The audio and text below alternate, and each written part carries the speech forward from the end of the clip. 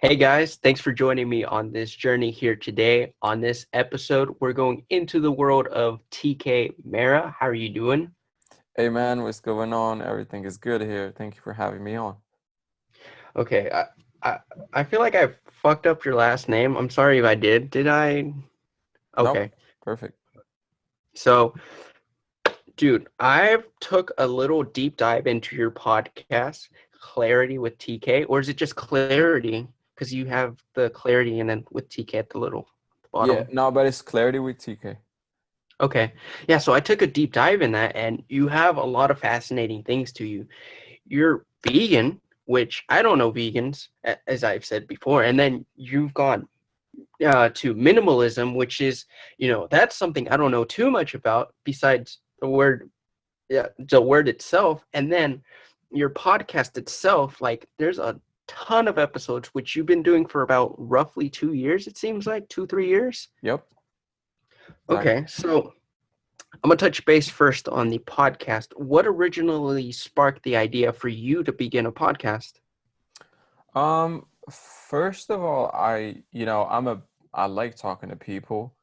And so that was like my fascination with people and how they live their lives, basically how they see things, to get different points of views on them and everything was fascinating. However, like we were talking off air, um, when I started out, it was just a solo podcast because I had so many things on my mind and I wanted to share them with the world, and I thought, what better way to do it, than a podcast. I had a blog before, but blogging takes so much time, and I felt like the creative process was different, at least for me. So it was a lot easier and a lot more fun, to record something, to edit it, and then post it online than it was to write a whole article, a blog post, and then post it. And so I feel like that's how it started. I just felt like I had so much to say and I wanted to share my, views and also meet people, interesting people. And yeah, and the moment I started, I never kind of looked back because there are a lot of things that we do in our lives that we don't follow through with, right? There's so many things that we try, and that's how we learn about ourselves. And I feel like the most interesting people are the ones who not necessarily do things, do great things, but people who try new things all the time. And that's the only way for me to learn about myself and to see what I'm gonna stick to and what I'm gonna, follow through with. So it started as a hobby, basically. It still is, to some extent, but yeah, I feel like that's what I started because I had something to say. Wow, that's so wow, dude. Holy shit, that's so okay. See, I told you I was gonna make a lot of noise, but like that actually hit, dude. Like that's so simple. Like you had a thought, you're like, hey, I want to spread my word. I want people to hear me. Let's just go into podcasting. And you were just like, I got my stuff. Let's do it. And then you got a lot of ideas posted on this podcast, like ranging from mindset to love, veganism, minimalism. Heck, you even have soccer on there, which again, it surprised me seeing that. Like, there's a lot. And like I said before, I could legit just say, hey, check out his podcast, and that's it, because everything you is on there pretty much. And I love that you're sharing your word, you're sharing your mind with like the world, because everyone has a different point of view, and that's what I'm trying to get at with this as well. So, dude, your podcast, it's that's a great idea, dude. I love it. And I gotta ask, how did you start implementing getting guests on it? Because you did start solo. Now you're just what sparked that idea? Well, at first, I was doing this solo thing because, I was also practicing. So that was my way of, trying new things, trying to see what worked, what didn't work. That's why I have like 3 seasons, because the first season I was trying to figure out, what I was going to talk about and where the ideas came from and my workflow and whatnot. And then the second season is, I think, when I started, or maybe it was the third, but I think it was the second season where I had my first guest, a guy like I was talking to on LinkedIn, and he had such a fascinating story that I was like, yo, dude, like, let's let's record something, like, because we talk about a lot of things. He's like a recovering addict. He started his own business. He helps people who are in juvie or whatever. And so he's a very interesting guy. And I was like, let's hop on a call, record it, and see if I can turn it into an episode on my podcast. And he was like, yeah, yeah, dude, let's do it. And he was in Australia, so it was really hard to figure out, the the time and date. But we ended up doing it, and in the end, I got to see a different side of him because I've always known him as, I guess, a friend. And then after the podcast, I got to know him like more. I got to know like a deeper side of him because he doesn't shy away from, speaking his mind and talking about his addiction and how he got through it, how he helps people with the same problems. And I feel like, even prior to that, because this was the first episode, so I'd probably say, what got me from solo to recording with others was, the fact that I found someone who I really thought had something to bring to the table to share with others and to inspire and bring value. And so I was like, yeah, it makes sense to have an episode with him and to have him on my podcast. But to be honest, the idea was always around because, since we'll probably talk about it on this episode, but I moved a lot in my life. And so, up until a certain point, I, every 3, 4 years, I'd move countries and I'd leave friends behind. So when it was like late 90s, early 2000s, it wasn't really possible to keep in touch with them because, the internet was not so easily accessed. But then in like around 2004, 2005, the internet started coming, and the friends that I made at that point, um had internet access. I had internet access, so we managed to keep in touch. And so we managed also to, call each other and whatnot. And every time I hopped on a call with them, because those are my best friends, mind you. So every time you hop on a call, and that's like 3, 4 times a year. So every time we hopped on a call, there was so much to be said, so we'd be on the phone for like 2, 3 hours at a time, and it was still not enough because this is a person that in real life, and with whom you sort of had to be separated. And then when you meet up again, you're like, okay, this is what I've been up to, and what have you been up to? And then they tell you the whole thing, and then you learn so much because they're in different countries most of the time, and they're from different cultures and whatnot. So that's always been part of my life. And so, during so many calls, I used to tell, like, one of my best friends, I mean, I have like a couple of them. um every time we ended a call, I'd be like, you know what, dude, or you know what, sis, like, um there we've talked about so much on this call, and it was so interesting, and it was like a therapy session, and I wish we could record that. And back in the day, at least, it wasn't possible, or at least not to my knowledge, so we never did that.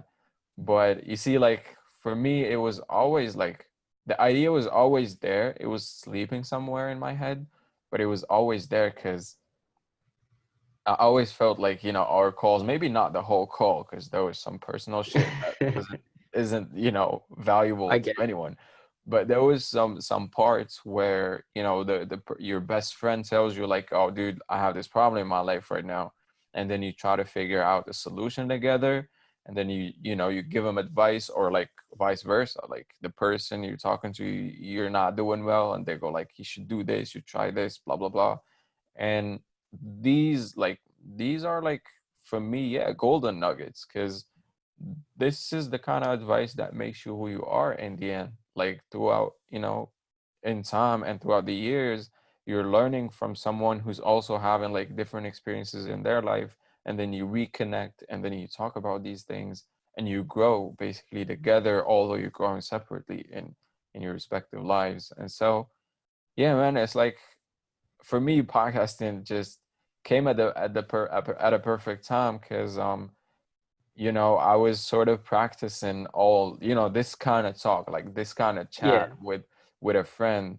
And then there came a time where it was like, okay, now I have like the technical means to record this thing and probably like edit it or whatever, but to record like parts of our talks and be able to, drop them for someone who's looking for answers, in life, because we're always looking for answers. Doesn't matter. Yeah. Nobody's got life figured out, right? It's like we've all got problems or at least like obstacles in our lives that we're trying to pass, and hurdles that we're trying to jump over. And so this is why like podcasting is, for me, the best thing in the world, because you just need a phone and that's it. It's like, and you're listening to whatever, like someone answer some of your biggest questions. And I've learned so much from so many inspiring podcasters, famous and not famous at all. Like there's this podcast with a girl who's I don't recall her name, but the podcast is about like simplifying your life and whatnot. And she doesn't even post like regularly. She posts like an episode every 3 months. But every time she drop, I'm like, because she's not a professional podcaster, But every time she drops, I'm like, oh man, I'm so grateful because her episodes are just so perfect. And I'm sure she has like 10 downloads per episode, but who cares? Because it Right. really speaks to me. So I went a Dude, little bit off, no, topic no there, worries. but I have so many questions. So, from all of what I've heard, it sounds like you genuinely love connecting with people and you want to connect with others too. And you want to, like, dude, like, that's so, what, hearing the friend thing, that's so heartwarming, dude. Like, hearing you say, man, I traveled, I moved, like, so much, had to leave friends, and then there wasn't a means of connecting with each other. And then, the phone calls part, and then trying to get podcasting. So, like, dude, holy shit. Like, I feel like kind of warm up in here, but with the whole, dude, so many questions. With all of the podcasting that you've done, has that like improved your communication? yeah, man, it has. Because to be honest, I'm the kind of person like I used to stutter like way more than I do now, Like So me? you don't stutter, man. I mean, I haven't noticed it yet, but like I do stutter like a lot when I talk because there's so much going on in I mean, for me at least, there's so much going on in my mind that I'm trying to like talk over myself. I'm trying to get ahead of myself. Like I'm trying to put out the idea that's like back here, and I'm trying to put it out, and so I stutter when I'm talking. And podcasting, I did an episode with an acting coach.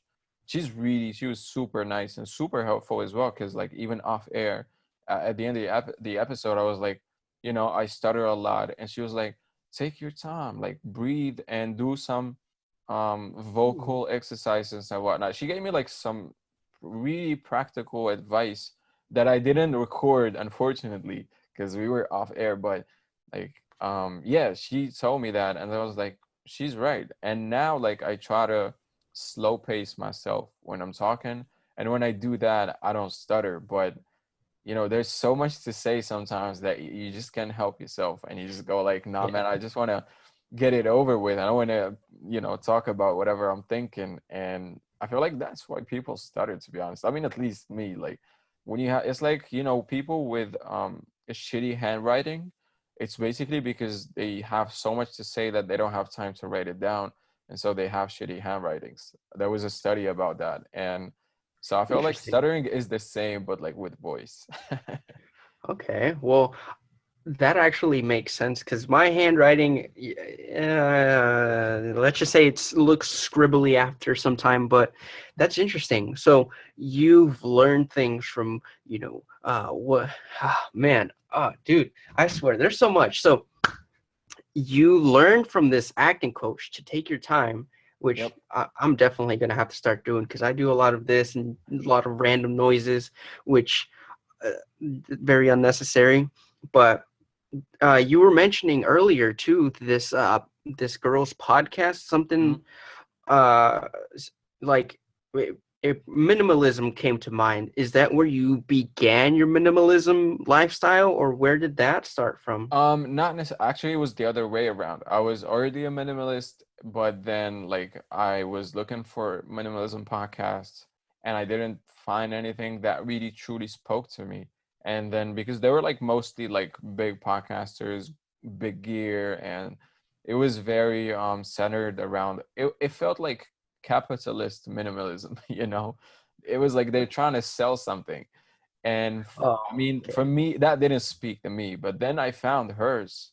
I think it was like on Reddit or like Facebook groups or something. Someone like mentioned her podcast. It was not a podcasting group, and yeah, I went over and like I don't know, her voice is super soothing, and the stuff that she says is super simple, and yet there's what I found fascinating, and well, this is a little bit off topic, but like with people is like the more they simplify some things that could seem complex or complicated, the better I feel about consuming their content, because they just it seems so simple that it makes you want to get into whatever they're putting down. Yeah, You know what I mean?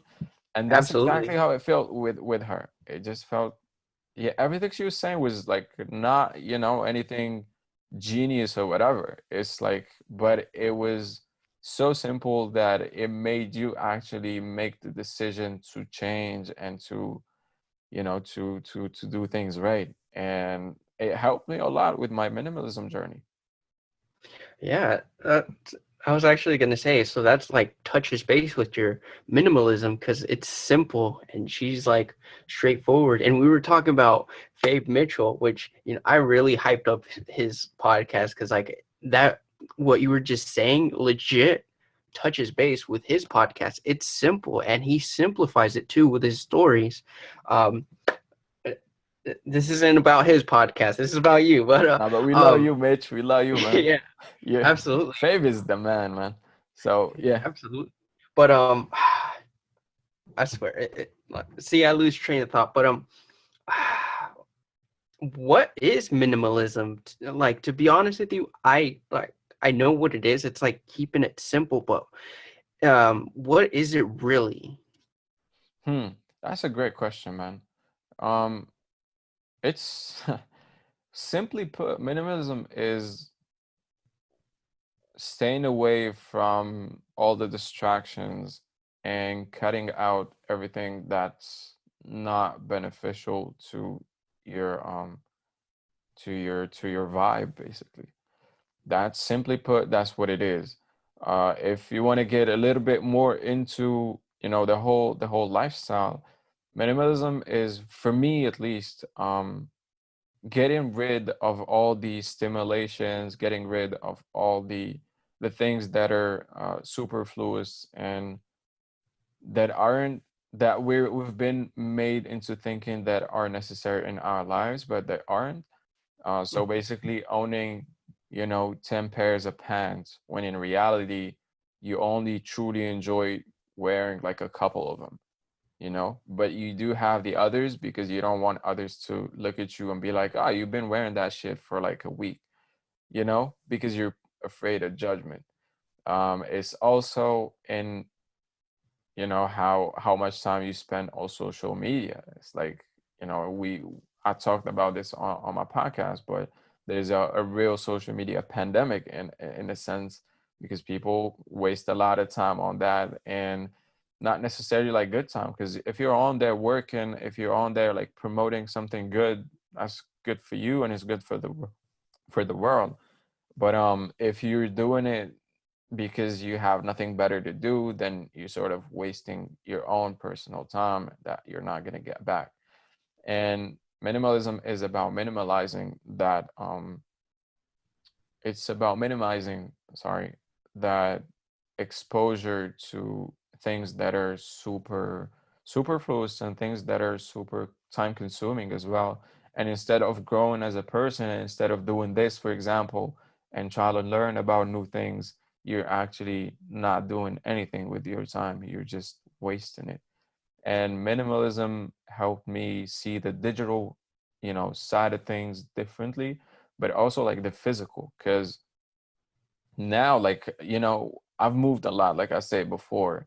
And I Mhm. remember, like, even back then, I used to travel with like two suitcases and a backpack, and I wasn't happy because I was like, I still had to leave a lot of shit behind.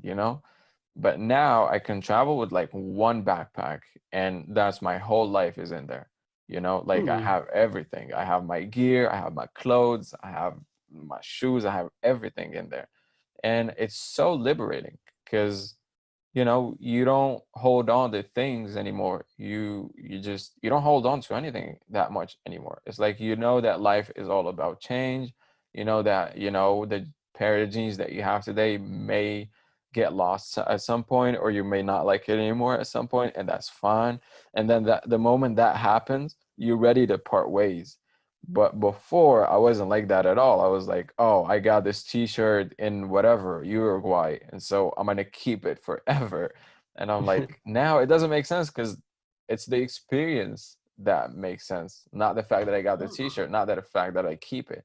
And so I minimized like literally everything in my life. Now I have literally less than 150 items to my name, and that's about, I'm trying to get actually it's 150, but like 20 of them are colognes that I'm trying to get down to like two or three max.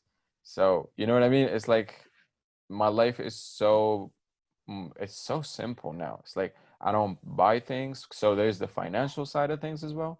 I know I'm getting like way into minimalism right now, but No, there's go the ahead, dude. financial thing side of things as well, because like when you become a minimalist, you start consuming mindfully. So consuming mindfully is buying like ethical stuff, so stuff that's like that hasn't been made in Stuff you need. sweatshops. Yeah, and also like stuff that doesn't harm the environment, stuff that, so you start paying attention to these things. And obviously this stuff costs more than your Nikes or whatever.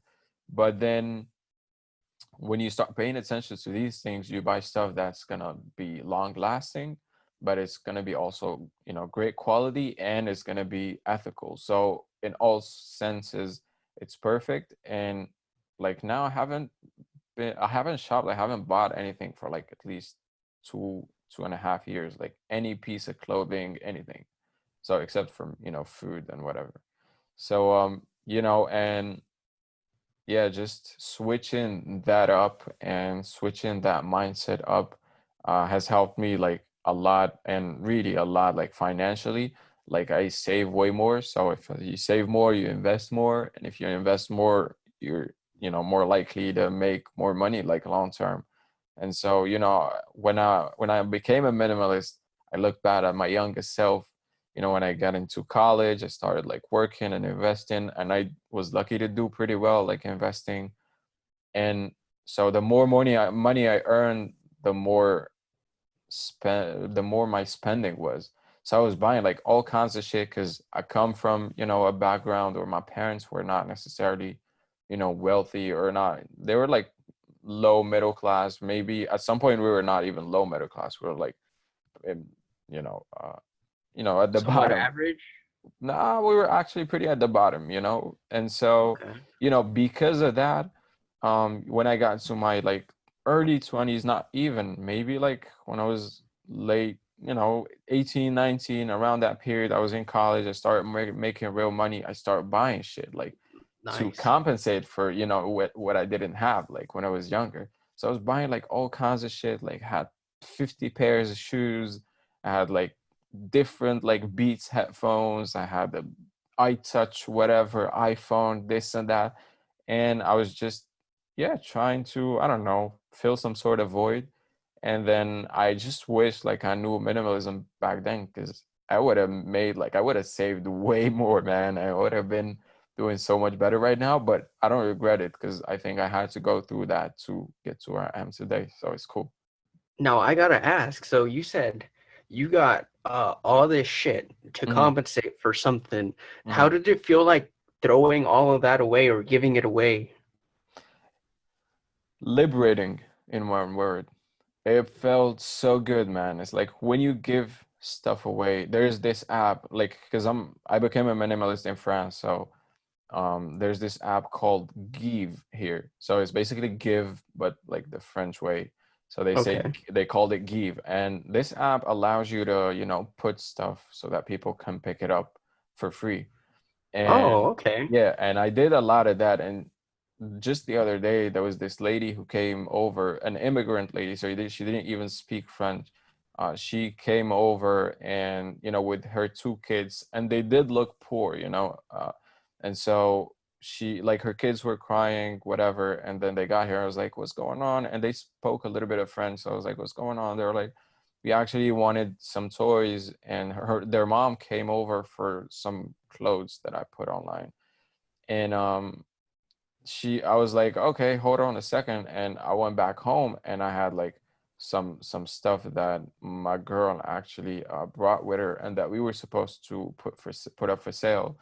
And there were some toys in there. So I gave them literally like all the toys, and just the joy in their faces, bro, it was crazy. It was just like you made up their whole week or whatever. And it was nothing for us. I mean, my girl was happy, I was happy, and we just made someone else, like some kid, happy. And just that, man, like just to see the look on people's faces when you give them free stuff is just amazing. And That so warm feeling inside. it's insane, man. I live for that moment, for that feeling. And one of my like life purposes, like for me, and I found this out like when I was when I was like 18, was to make it so that I can just do that, live off that, just make it so far so that, as much money as I can make, I can give back. And so if I make like 1 million, I'm just gonna keep, probably like 10K, and then give the rest, so that just to see people like so happy that they can now do things, that now they do have things. And that brings me so much joy, man. And that's what I try to do, like with everything, like just give back, give back, give back. And the more you do that, the more you get. That's the crazy part. It's like Yeah. when I became a minimalist, I gave 40 bags, like small, like 40 this side bags of clothes. That's how much clothes I had. So I gave all of that away. And when I did that, like it brought me so much peace. But it also, like, I started like, I'm a freelance like digital marketer. So I started like getting Okay. so many like job offers, and it came out of nowhere because I was not expecting like that much work and that much to make that much money, but I did. And that's pretty insane because people usually say, they go like, the more you give, the more you get. But until you live it, you're never really aware of it, you know? And now that I've lived it, it's like, you don't do it for that, but it makes you so happy because you go like, if I'm giving to this person, it's probably because this person was also like super, giving to another person in their own way. Because it could be like giving love, it could be giving just a smile, but it could be like, it's a whole circle where like we're all trying to do our best, and so the circle becomes so positive, and I just love that, man. Bro, you have this warm energy to you. Like I'm starting to feel the warmth. Like it's winter, you go into like a nice warm place, not too hot, not too cool. It's like warm. You go in and it feels like that. You know that feeling? Yeah. That's that's what I'm getting from you, dude. I Thank you, love that man. generosity you have. Dude, I swear, like that's so sweet of you. Giving people stuff that you don't need and not just throwing it away. That's so kind of you. Like I feel bad because I throw shit away. So I'm definitely That's gonna cool. change my mindset. But when you say you let go of things, it's like liberating. And I'm gonna get a little more deep into it. Hmm. Because like you know, I've like just let go of like living, I guess like accepted death, and now I just feel more like uplifted and light and just like, I guess in a way how you feel, because it's like I've let go of it, and it's not meaningless, but it's not meaningful. It's just like it's there, if that makes sense. Yeah, but you see, that's funny, man, because back in 2015, no, that was 2014. So back in 2014, I had like my it wasn't my first, but it was the first one that I actually suffered from. I had my first anxiety attack, right? So it was the first one that I can clearly remember and that lasted for like months. And I don't know if you've had anxiety attacks, but when you do have those, you literally feel like you're about to die, like in that instant. So then anxiety attacks turn into panic attacks, and so your whole body goes into like survival mode, and you're literally feeling like that, like that's it. It's like life is over. And so then if you hang on to life, like you said, and you're like, I can't, like it can't happen right now. It's like I'm trying to do everything right and whatever. Um, it gets like even scarier. And I remember I had those like at night, so they, prevented me from going to sleep. Like, or every time like I went to sleep, Really? I was so scared, and then I'd wake up like at 1 in the morning because I couldn't breathe anymore because I had no air in my lungs and because it felt like sleep apnea in a sense. And it was like scary times as hell, man, because I did like all types of tests and whatever, and nothing came out of it. So doctors were like, yeah, it must be just anxiety, so just take it easy. And since I'm a chill and I'm never stressed as a person, I was like, but anxiety doesn't make sense for me because I love my life. I mean, at least, I did back then, I still do. And I don't have any major problems in my life, like there are things that aren't going the way I want them to, but I think that's always going to be the case in life. You just Yeah. got to be grateful for what you have, right? And so, um, that was like what you said about letting go and how liberating it is. I remember like I used to fight it, and so I couldn't sleep for like days. And then the moment I was so like pissed because it wouldn't stop happening, I'd be like, okay, you know what? Like, fuck it. I'm just gonna let myself like die, basically. In the sense that like you get that heartache and you get that anxiety shit is crazy because it feels like you're about to have a heart attack and whatnot, and your body is going crazy. And so I used to just put my mind like to sleep and be like, okay, well, now I'm not gonna fight it because what's the point? I've been doing this for days and I haven't slept. So what's the point? Like if this is my time and if by me letting go of this, I'm gonna like die, then so be it. And so I let go of the feeling of me clinging into life. And when I did that, then I started like actually sleeping and I started getting over it.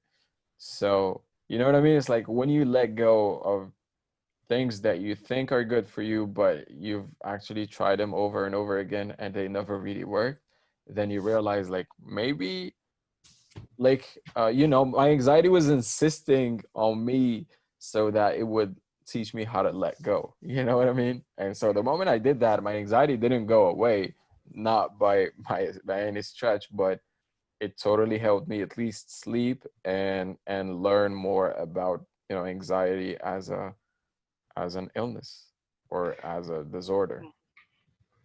You get it, dude. You get it, dude. Like we went really fucking deep. We went from minimalism to like dying. That's a crazy Yeah. transition. But I'm not sure if I've ever had a anxiety attack, to be honest with you. But like, to be extremely open with you, I've experienced like this bad trip on psychedelics, Hmm. doing a bit too much more than I could handle, which actually like showed me and made me feel the sensation of dying, which I guess is like a,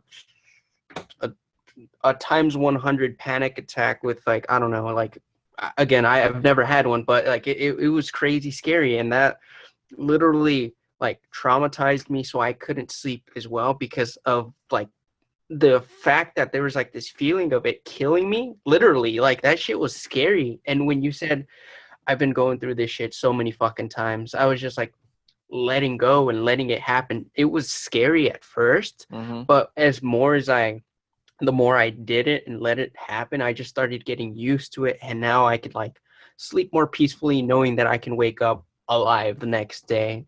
Like just That's letting go, hearing man. you. That's letting Yeah. go. It's so liberating, bro. It's crazy. And that's exactly how minimalism works with, stuff. That's how it works. Because, there's FOMO basically with social Fear of media missing and out. shit. Yeah, exactly. Okay. So the fear of missing out with social media. So you're like, if I'm not on Instagram, I'm gonna miss out on whatever, someone's story or whatever, or tweet or something. And that's why people like get stuck on it. But it starts as FOMO, but then it becomes an addiction because now you're like going there for no reason, for no apparent reason. You're just online because you have nothing else to do, or because at least you trained your brain into thinking you have nothing else to do. And this is your me time. Like a lot of people go like, oh, this is my me time and this is my, quality time with myself, and I'm trying to chill, so I'm not trying to do anything productive. But you can not do anything productive and still, in a sense, be growing as a person or just feeling good. Whereas, like, for many people, not everyone, but for many people, social media is just this a source of anxiety, stress, Yeah. comparison, so many things. So it's so harmful that a lot of people can't see it because they're so far into that thing that in the end, like any addiction, nobody thinks they're an addict except like the ones around them. But in this case with social media, everyone around you is addicted, so nobody's going to see it, Absolutely. nobody's going to call you out on it. You know what I mean? And so Yeah. that's why, like, yeah, FOMO, social media, and everything that we're talking about, the whole letting go thing applies to all of these things. Because the moment you delete, let's say, your apps for like a week to try it out, um at first it's going to be hard, like any addiction, to break that cycle and whatnot. But then the more time passes, the more you realize, oh, I mean, yesterday or like 2 days ago I would have been scrolling on Instagram right now, but look at me, I don't know, reading a book on aquaculture, or I'm planting a tree, or I'm strolling around town, or like cruising on my skateboard or something, you know what I mean? And so Yeah. instead of, just being at home and comparing yourself to what's going on online, you're now doing something that actually brings you joy, and you're breathing some fresh air, and you're just chilling. And so I feel like that's because not doing anything is, for me, like, extremely important. And that also, like, social media took away from us. I mean, I was an addict to social media, so I can speak from my own experiences, but it took it away from us in a sense that, before, for example, where you went, somewhere to buy some food and there was a line, you just take the time to look around. I mean, I remember when I was young with my parents or whatever, I'd pick on my sister, I'd, look at people, make fun of people, but it was just joking around, you know what I mean? And now, like, I look at, myself a few years ago, or like the people I know, and we're in line and we're just looking at our phones and not interacting with what's around us. And not just that, but also, like, the brain needs that downtime where it's just looking around to process everything that's it's probably like learned before. So if you were in class that morning, and then you're going to grab some food, and now you're like in line, well, that time in line, although you're not thinking about what happened in class, and or you're on your own or just listening to music, your brain is actually processing everything that you just learned without you even knowing it. And so by processing that, like, the information is actually being recorded like a little bit better, and your brain is trying to make sense of it so that it gives you, like, a better understanding of things. But now you're on social media, so your brain didn't stop. Actually, it went from, learning in class, if you're even learning, to go into that line, and now you're just looking at your phone and you're trying to process the new information that's constantly thrown at you when you're on your phone. And so there's no downtime like throughout the whole day, because you are constantly like, on your phone or on your computer or something. And that's why, like, we say, like, this is the, like, my podcast before, what used to be called the age of transformation.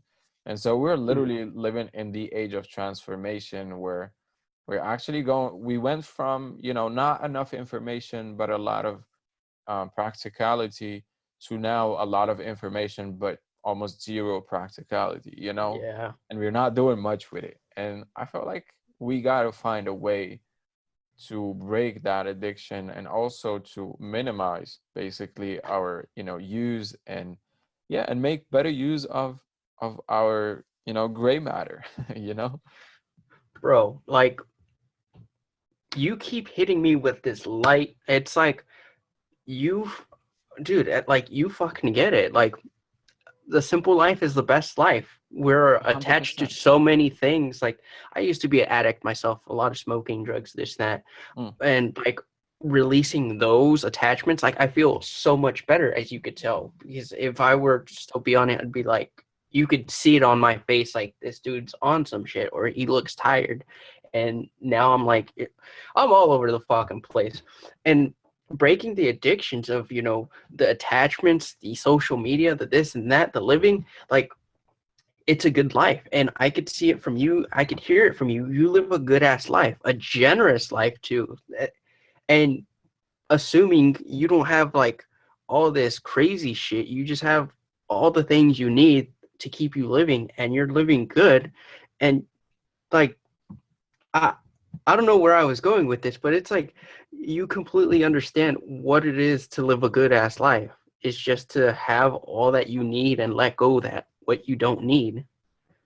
100%, man. It's like, yeah, you said it all. And you don't need the fastest car, because there's always going to be a faster car. You don't need, the biggest computer or the biggest phone or whatnot. You don't need any of that. And you don't need, like, whether it's drugs, you don't need to be on social media. You don't need to, own 50 pairs of shoes.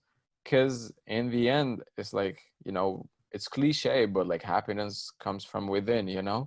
And that's what you said about generosity. I don't consider myself generous, to be honest, but thank you so much for the kind words. Um, What? I To be honest, I just consider myself, maybe I think we should all be this way in a sense, because there's always going to be some sort of injustice in the world that we live in.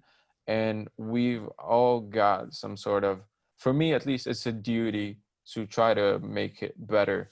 Um, just me.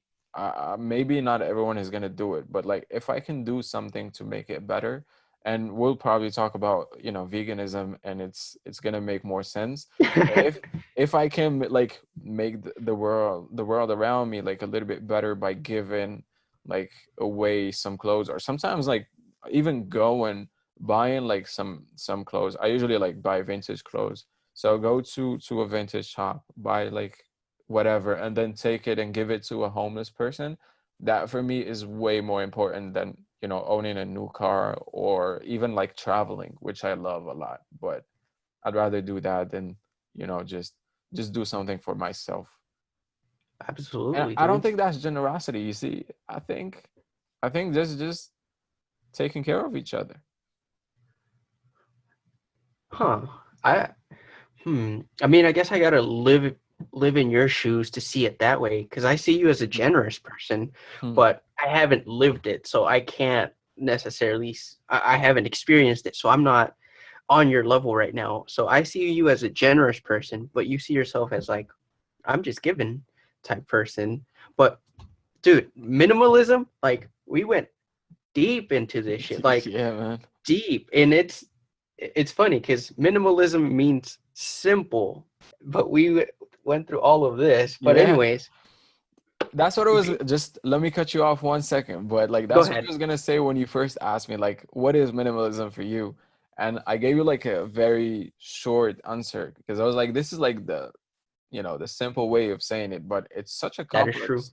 complex, lifestyle. It's like when you get into, like, when you go past like just giving away your stuff, and you start noticing like everything, because there isn't just like, physical minimalism. We talked about digital minimalism, and that's like a whole other like world and a whole other universe. And so when you get into all these things and you start realizing like why you do these things, and we haven't even talked about like anti-consumerism, you know and that's like another part of my personal minimalism, at least. It's like anti-consumerism is, you know going into, like, for instance, I plant my own tomatoes so that I don't have to buy them from someone else. And not just because I'm not going to be spending as much, because it probably like cost me as much, but I don't think so. But but it's also about like, if I can do it and I can buy just maybe, I don't know, 3 pounds less per year. It's just 3 pounds, but it's 3 pounds that is less that's gonna come into my home, and it's probably go into another home. And that sort of balances how we overconsume everything, and there's so much food waste in the world. Like, when you start getting into these things, these topics, you realize how harmful we've been to the planet and to everything around us. To when you see what restaurants throw away in a year, man, it's pretty insane. And so this is also like a way to fight this sort of injustice, and to fight against a system that has been broken, that a lot of people know is broken, but that many of us don't take it upon ourselves to change things, because we prefer blaming billionaires and whatnot. But we've made them billionaires. We're part of that system, Yeah. so we can't just blame them for not giving back or not giving to charities or whatever. It's like when people see that Jeff Bezos gave 1 million to a charity, they go like, yeah, but that's like 0.0000 whatever of his wealth. And I'm like, yeah, but like that wealth was built, through his work, and also through, he brought something into the world that's very useful. But then, if you're buying shit, like I used to buy shit on Amazon all the time. Like I used to buy on Amazon at least once a week, like stuff that is super useless, super superfluous. But I used to buy this shit because I thought it would bring me joy, and it was like instant gratification, which is how our brains are sort of wired to work now with social media. Hmm. And so, because I used to do that, obviously he was making money off of every order that I made. And when you get into minimalism and you learn about anti-consumerism and waste, you realize how how it's not necessarily the billionaires' fault that the world is going to shit, and that they continuously like exploit not just their employees, who are human beings, but also like animals, and also the planet, and also this and that, and they pollute and this and that.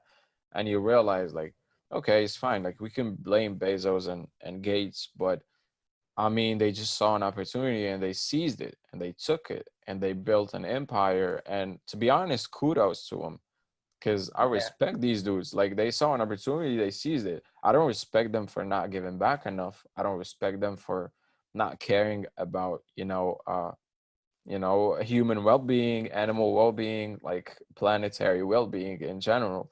But they did what they thought was right, and they have to live with it. I don't think they live like they're completely oblivious to it, but they have to live with it. But it's upon us to actually change things. And I feel like, I did economics before, and at the university, so I know that consumer behavior literally changes markets, and it changes how we do things and how we consume and whatnot. So yeah, man, it's for me, it's like everything comes full circle when you realize all these things, and you realize how impactful each and every one of us is in this Absolutely. life. Absolutely, dude. And that's like one of the reasons why I started this because, like, your voice, for example, that shit's impacting the fuck out of me, dude. I'm like enlightened. I'm seeing things differently. Like, I'm actually very glad I took time to listen to your podcast and go a little deeper than, just like one episode and that's it. Like, I actually went into it and, like, hearing, like I said before, it's like it hits different because you're actually here and I can ask you questions. I can interact with you and, like, get more depth into it. But like, um, fuck, what was I gonna ask? Oh yeah, so like myself, because I feel like I'm unintentionally a minimalist, but like I still have all this shit that I don't need. It's just, it's there, it's trash. I want to get rid of it. How would you uh, tell someone, or what advice would you give someone that's looking into getting into minimalism? How would they start? Super interesting question. It's well, first you have to accept that all these things do not bring you any, like, I mean, most of it, like the stuff that's just sitting around and collecting dust, is not bringing you any happiness. You may think that the fact that it's there is bringing you anything, but remember that everything that's actually surrounding you has its own energy, and when it's not used or it's not being in use, it's actually taken away from your own personal energy to be Huh. around, you know? And so, like, the less you have, the more energy you personally have, you know? And so just that is enough for me to just get rid of all this stuff that's around me. That's one. The second thing, and practically speaking, just grab all the stuff that you haven't used, let's say for the past 6 months, put it in a box, put it in a box, and maybe it's going to take you more than one box, but put it in and just leave it somewhere, like leave it in, I don't know, like under your desk or whatever, and keep it for a week and see if you've missed any of it. If you haven't, you're ready to either sell it, because there's a lot of stuff that you can sell if you can't afford to just give it away. You can sell it, you can give it away, you can recycle it. There's so many things that you can do with it, but just don't keep it in your space. And that's like just 6 months. Then do it with like past 3 months. I'm talking like off seasonal clothing and whatnot, because there's, that. But like the stuff that's just sitting around looking at you. Sometimes like we associate memories and experiences to things. Like, having traveled quite a few myself, like I used to bring a lot of shit from different countries, like trinkets, and and I used to have them around, and I thought these things actually reminded me of the country or the people or the experience. But actually it's not true, because I had things from literally all over the world and stuff that from countries that I'm likely never going back to. And the thing is, like, these countries live in my heart and in my mind. And I do, when I meet people from these countries or people interested just in talking about travel, I remember these things and I go like, oh, I remember when I was in whatever Kenya, there was this and I did that and it was super awesome. And that's what makes the experience beautiful, not the fact that I bought like a Kenyan something, unless it's useful, of course, because I do have some stuff that I bought like in foreign countries that are super useful, that I use on a daily basis almost. So Okay. these things you can keep, but like, just don't buy shit just to keep it around and to look at it and for it to collect dust. Because for me, at least, it takes away from my personal energy, and it doesn't bring me anything positive. It just, I feel like us humans, we like, boasting about our achievements, and so some people collect these things. I know my parents, for instance, they don't like boasting, but they love the fact that they've traveled enough and that now they have a home that's a beautiful home with like so many trinkets from so many parts of the world. And when people come in, it's like at the entrance. So when people come in, they go like, "Oh wow, this is from Brazil, this is from Malaysia, this is whatever." And I feel like it brings them like genuine happiness that people ask these questions, and so they can explain and talk about the experiences in these countries. But I feel like for me that's like a little bit of that's vanity. It's like I don't like exposing my life. It's like you've seen my podcast. I could literally make a whole podcast show about just travel because I did a lot of that, and I have things to say, but I never really.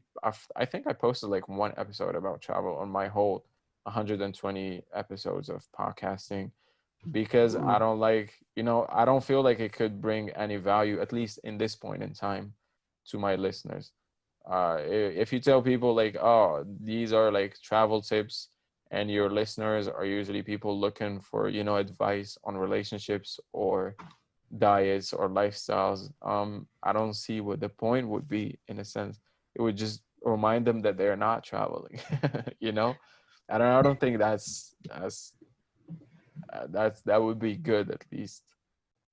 So real quick, just a little snippet Mm-hmm. of your traveling, your minimalism, and your veganism, like all together. How's that like combined? Because I think I'm not too certain, but like I don't know how far wide you traveled, but like, isn't there places where they're like, there's customs to like there's certain plates or foods that you have to eat. I'm too into my own shell, so I'm not too aware of all these things. So criticize all you want, but like I'm literally uninformed. I am, due to lack words, stupid outside of the U.S. Isn't like, doesn't the veganism and then the minimalism, like, well, I don't think so much the minimalism, but at least the veganism, doesn't that Mm-hmm. like affect your like travel and like the eating? No, man, not necessarily. Actually, it's fascinating because people definitely respect it.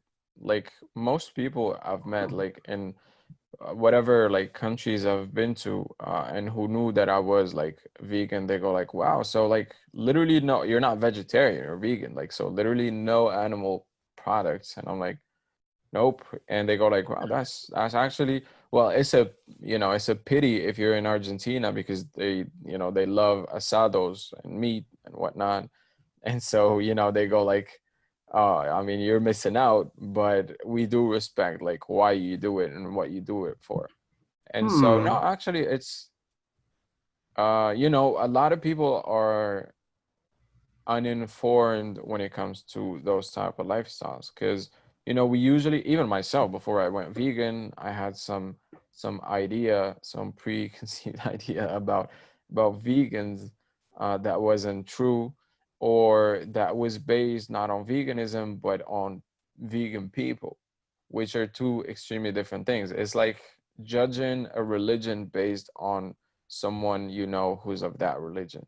It's like if you meet a Muslim or if you meet a Christian and he's like a shitty ass person, and you go like, oh, and you base like your idea of Islam or like Christianity on that dude, then that's a problem because it ain't true. Like I like to say, religion is perfect, humans are not, and that's why religion is there, is trying to make us think of things differently and try to coexist as human beings with other beings on this planet, respect all these other beings on this planet. You know what I mean? I mean, that's how I see things. And so if you base your idea on vegans instead of veganism itself, then of course you're going to find a lot of flaws. But if you base it on the lifestyle itself, and also if you make it your own, if you make it work for you, then it will perfectly like fall into place with everything that you said, including like travel. I like that. So it's like, um, fuck, what was it? There's this word. So basically, like, due to lack of research or lack of information, people just judging based off of what they've heard. It's like it puts a bad stigma on ve- veganism.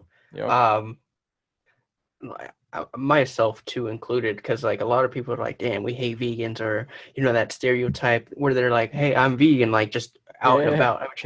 I don't think people do that. Like, I've never heard anyone say that, uh, which I guess makes why I don't know any vegans, because they haven't, are open about it. So it's, hmm, I I like how you said that. Like it, hmm. I'm sorry, it's like the tiredness and then like the fascination. It's like it. So real quick, Uh-huh. how would you get into veganism? I was actually about to listen to, like, actually, I wasn't about to. I saw one on your podcast that said, I don't know exactly. It's like how to cut the fucking Animal the products. urges, the Oh, urges of like okay. wanting to eat such and such. Like Mm-hmm. I was going to go into it, but I guess like in the minimalism thing, how would you get into veganism? How would you start that? It's well, to be honest, for you to start, I mean, in my opinion, is for you to basically know why you're doing it. You know, that's for me, that's what keeps you going. It's like once you know why you're doing it, what you're doing it for, and you have your own reasons like already like lined up. For one, it will keep you going because when you get into it, you're actually convinced of why you're doing it. It will get you convinced that it's good for your health, it's good for the animal well-being, it's good for the planet, it's good for other human beings actually. And I talk a little bit like about that on the podcast. So when you realize all these things and you're informed, then you'll just look at everything so differently. It's like you look at chicken will not look like chicken anymore. You know, meat will not look like meat anymore. It will look like a dead animal, and it will look like burned forests, and it will look like water scarcity in so many parts of the world, and it will look so differently. And so when you start like perceiving things that way, there's no way that you're going back on it. Then once your mind is ready for it, what's extremely important, at least for me, because I'm a little bit of a health freak. So like I try to, eat super balanced and super healthy. You have to pay attention to that too, because there are some vegans who went vegan and who had like some health issues because they thought it would just happen overnight, that their body would adapt. What they didn't pay attention to is that, from the moment we're born, we're told that, for example, if you eat meat, there's proteins in meat. If you drink milk, there's calcium in milk. So we know these things, although we've never went to, medical school. You know what I mean? Mhm. So it's like Yeah. part of our day-to-day lives and our parents and whatever, our surroundings. And so that's education. That's information. That's what you've been told up until the moment you actually decided to go vegan.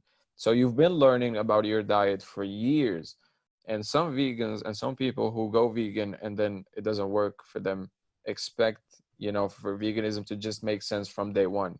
When in reality, no, it's like everything else. It's like your current diet with meat and animal products.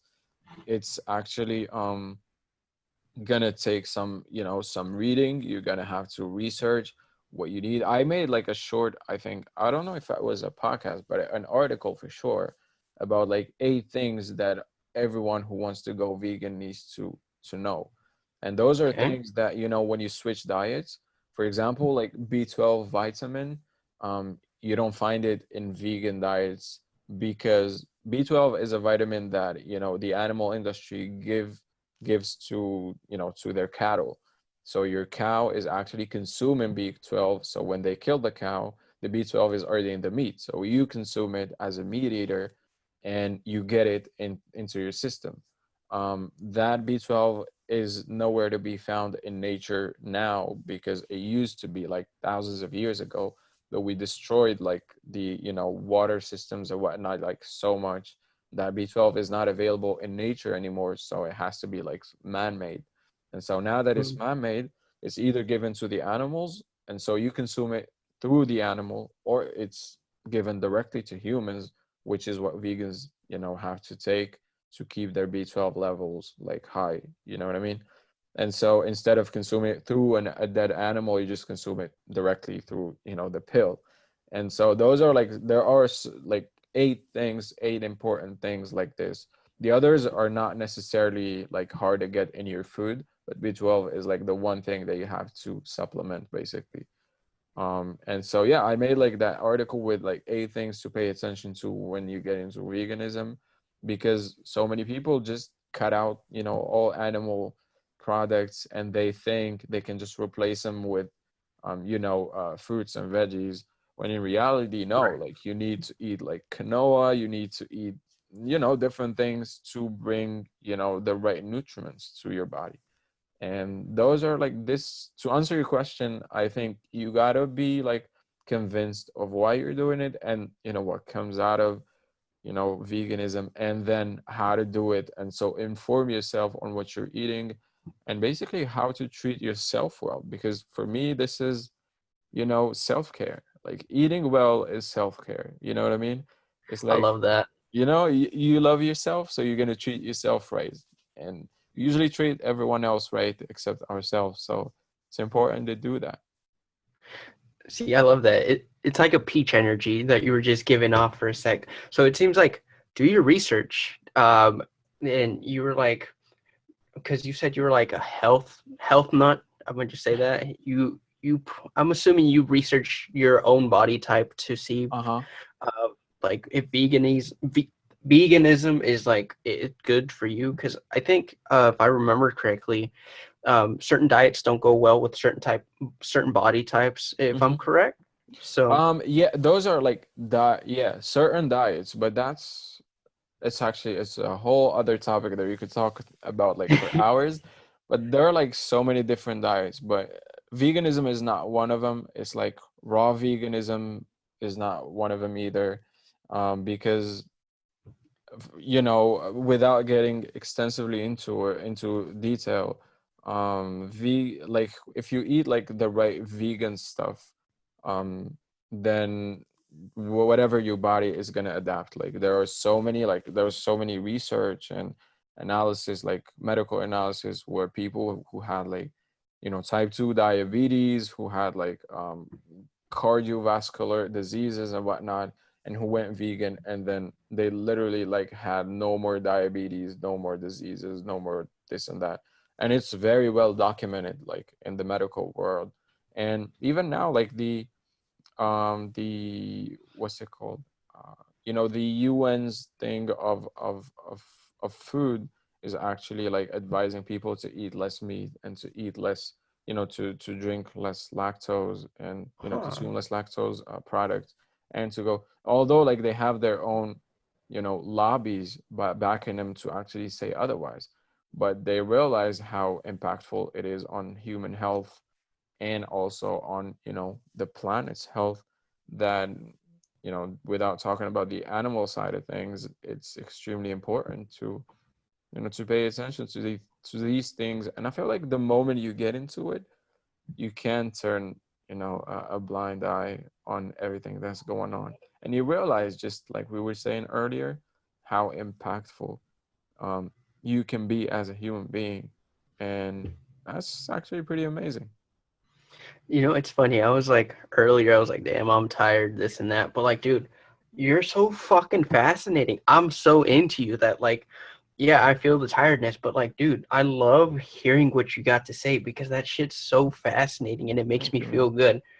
Like, so I just had to say that because like it's, Thank you so much, dude. man. I really appreciate that, man. But fuck, what was the question I was gonna say? So you were saying we were talking about doing your own research, body type, and then Diets, yeah. and then okay, so fuck, dude, like that low key scared me. I'm not gonna lie, but um, so it takes time, it takes research, and then once you like change your perspective on what meat's like, or this and that's like, it's like you won't go back. Kind of like saying once you go black, you won't go back. Yeah. uh, man, that's dude. What the? It's all about perception. It's like, you know, So you're literally living the simplest life ever. Like because with I'm trying, man. like veganism, it's pretty much all natural, I'm assuming, Yep. right? Yep. I mean, So you can do junk food vegan, but yeah, I'm trying to keep it to 100% natural.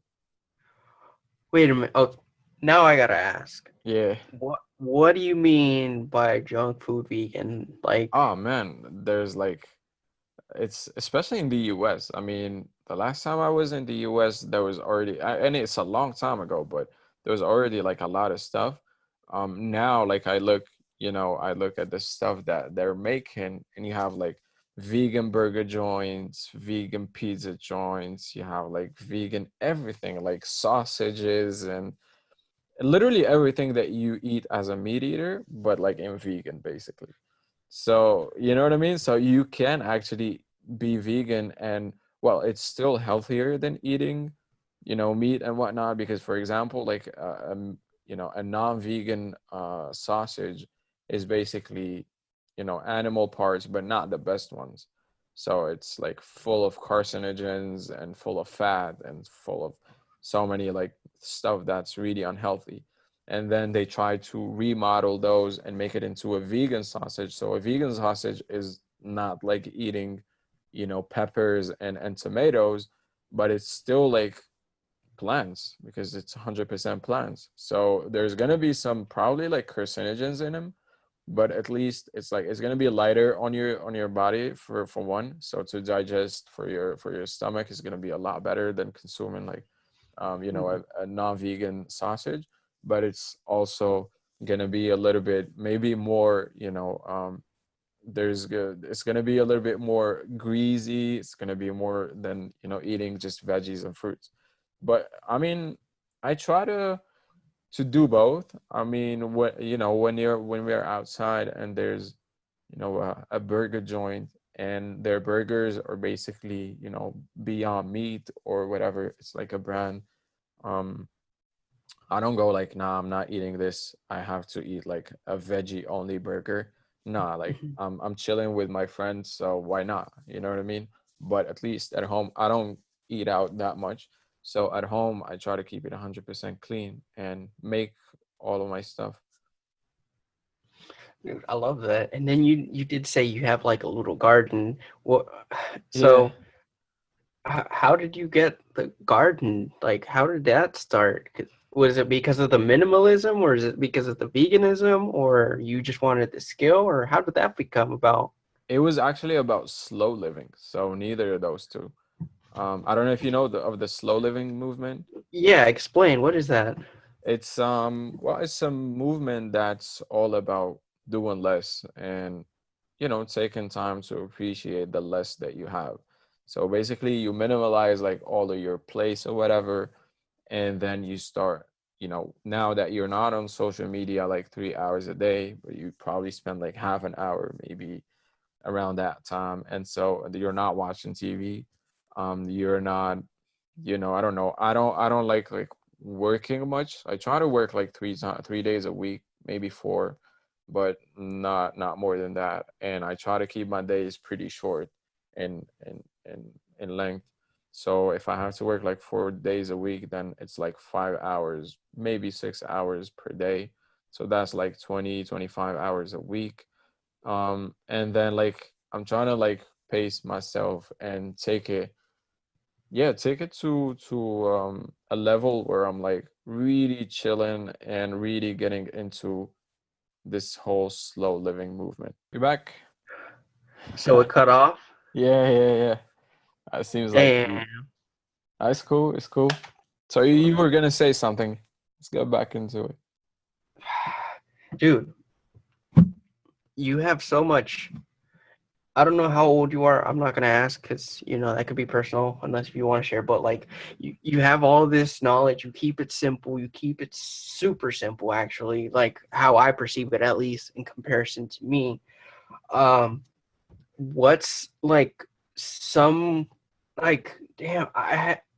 Due to lack of words, it's like what advice would you give to people like that are living this like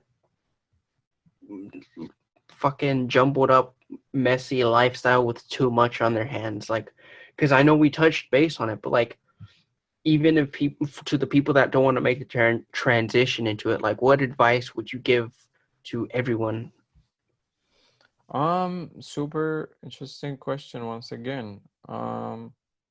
I'd say well, it's easier said than done, but try to make your life as simple as possible. So basically, if you know, if you have an addiction, I know it's not easy getting away from it, but for instance, try to keep it, you know, try to lower if you're like a cigarette smoker.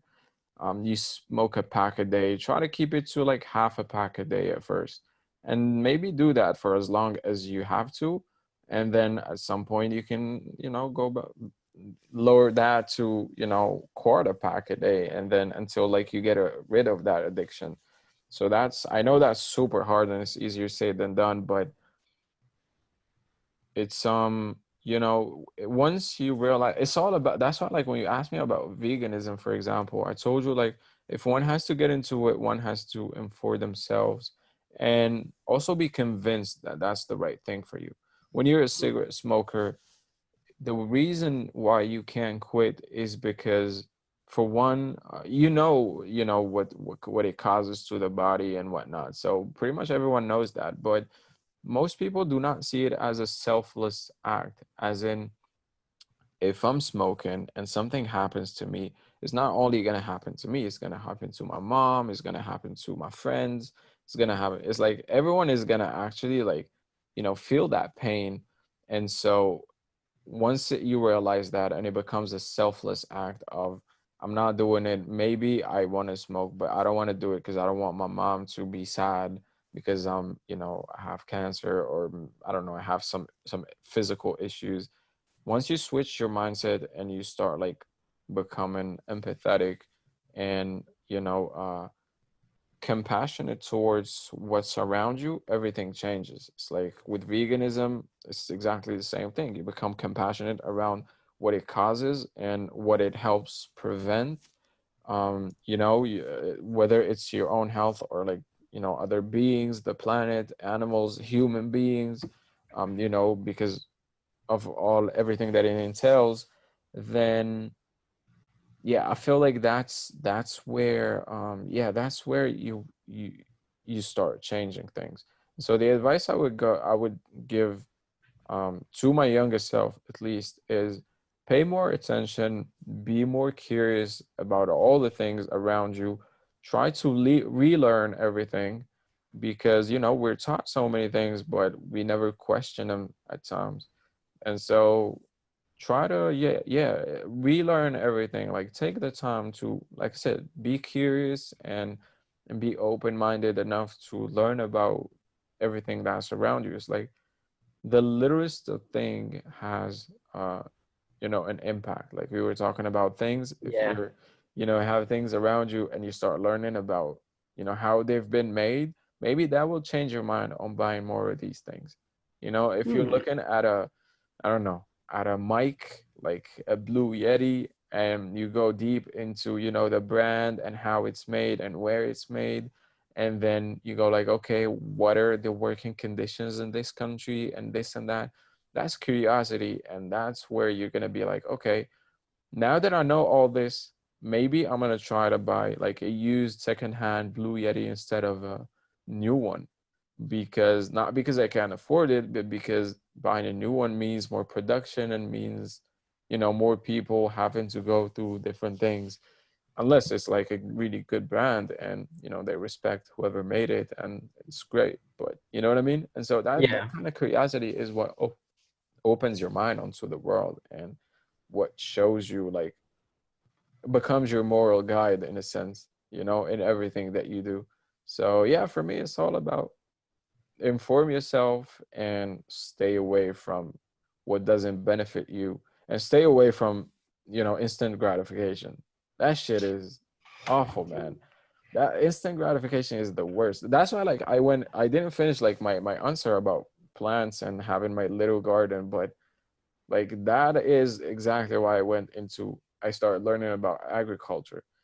Not just, you know, there are so many different things, but one of them is the fact that you know, with plants, you plant something and it takes ages to come out, and you have to care for it like every day. You have to put it in the right spot, you have to put it like next to the right, you know, vegetable or like fruit, because otherwise like some fruits like cannot grow together or like next to each other or whatever. So you have to learn about these things, and you have to water them, and you have to pay a lot of attention to these things. You know what I mean? And so, but it teaches you about patience. It teaches you also about the opposite of instant gratification. It's like long-term gratification. And the day that you get your first melon or your first tomato or whatever, you'll be so freaking happy because you've worked so hard for like 3 months, planning it, watering the thing, making sure there are no bugs around it that will eat everything, this and that. And it's like caring for something that in the end is going to bring you joy. And it teaches you like basically how to interact with everything that's around us, and how to respect also like everything that's around us. Because now everything is so easy. It's like you just go to work and then you have money, and then you pay someone to deliver whatever to your home. And so you don't respect like all the work that went through making that thing, all the research, all the this and that. Like we were talking about the Blue Yeti or whatever other thing, we don't Uh-huh. pay attention to what happened in pre-production. It's like a podcast, for example. It's like people go like, yeah, it's like he just dropped an episode, but people don't think necessarily about the fact that you had to write down a lot of shit. You had to fact check your stuff. You had to make sure the title was right. You had to make sure like it uploaded right. There's so much things that go into pre-production and even post-production, because now you have to you know I don't know, like tweet about it, or like start like an Instagram page or an email or whatever.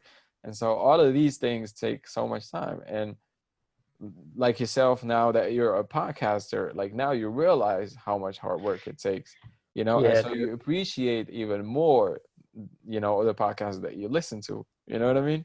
And so it's all about that mindfulness. That's funny how you mentioned the podcasting part because, like, I'm not sure if I told you this. I think I have, but it was just like I thought, hey, you know what? Just fuck it, get in some computer, start recording, just get Zoom calls going. And now, like, I had to get this Blue Yeti mic. I mean, thank God it was a used one, because like, there's so much to like invest into a podcast. It's not Hmm. just get this and you're done. Like, there's so much going into it. And I showed you my little setup, which I'm not going to show on the the camera. um um but that's so fascinating, dude. You are legit fascinating. Bro, I I think I've said this, but like, I got so into you. Like, you, dude, lack of words. I am speechless. I am Thank you speechless, dude. so much, Like, man. I'm so glad you have a podcast, dude. Everyone should really check it out because you spew out a lot of ideas on there. Well, I mean, over the course of years, you have a lot on there. And if people are genuinely interested in you as I am, they should definitely check out your podcast. And is that blog post you mentioned earlier, is that still up, or do you still work on it? The blog. You mean the blog that I had before? No, Yeah. I don't think it's still up. I haven't done anything on it for like a couple of years now. So Okay. it So was it's just moretk.com, but I think it's off now. okay. Well, I was gonna, plug that too, but I No, guess thank you for so much. now, No, I mean, I'm trying to, like this week, the plan was to actually make more, not necessarily record more because I have a lot of episodes that I haven't put out yet, but to reassert my social media presence. So basically post a little bit more on Instagram, on Twitter, and make better content, because I was paying way more attention into my guests, and try to be yeah, try to have like the right guests on and have the right conversations, but not enough into promoting my shit. And so now I think this week the plan was to actually try to pay more attention to that, and take some time to think about that and to rethink my branding and everything. Because yeah, I just put out my 80th episode of season 3, and it's like my 125th overall. So yeah, at this point, I probably like the content is there, but I have to promote it a little bit better, Mhm. because I'm sure at least I hope that some people will get something from it. So yeah, it's important to also, you see, like we were saying, it takes so much work because it's not just figuring out like, the right schedule, the right time, like yourself. It's like maybe 2 in the morning right now, Yeah, and you know what I mean. It can be so tiring and everything, but there's also like the post production part where you're like have to promote it, and otherwise like not everyone is going to find you as easily as we found each other. absolutely. And I hope, like, marketing is difficult, it is tough, and you got to find people that are looking into a niche. But I hope people that come across this one, they will, click the links below or look at the little things that you have to offer, everything and I hope that this expands your, I guess, your reach. You gain more exposure through this. So hopefully this really helps you out, Thank you so TK. much, man. But thank you for hopping on. Thank you for being a guest on this episode, dude. Again, like, I really into you.